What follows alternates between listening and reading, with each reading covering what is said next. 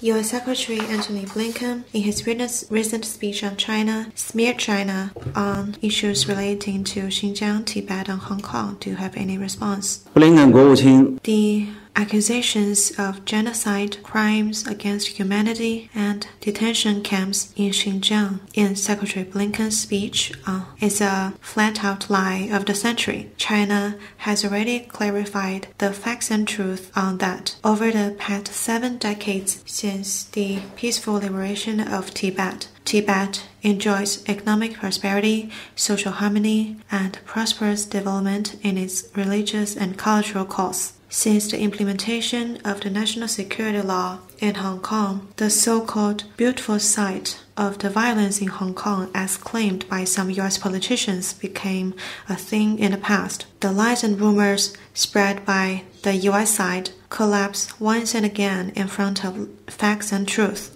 The more U.S. politicians repeat the lies such as genocide in Xinjiang, the more they reveal their own hegemonic nature and hypocrisy, and the more the U.S. reputation and credibility is hurt, and the more the Chinese people are indignant about the U.S. behavior. The blames that the United States is trying to shift onto China mirror the U.S. own original sin and wrongdoings. In the U.S., Native Americans experienced genocide and crimes against humanity. Even till this day, they're still living in reservations. African Americans were forced into labor in cotton fields, and now they still find it hard to breathe in the U.S. society. The dream of Martin Luther King Jr. remains an elusive dream. Besides, there are a lot of wrongdoings of the U.S. government. The U.S. government lie flat over COVID-19, which has resulted in the death of over 1 million people because of its irresponsibility and failure. The frequent shootings in the U.S. claims about 110 lives on a daily basis. Those gunshots not only shatter the American dream, but also hurt the feelings of numerous Americans. The U.S. wantonly launches aggression and military intervention in other countries, killing over 800,000 people in Iraq, Syria,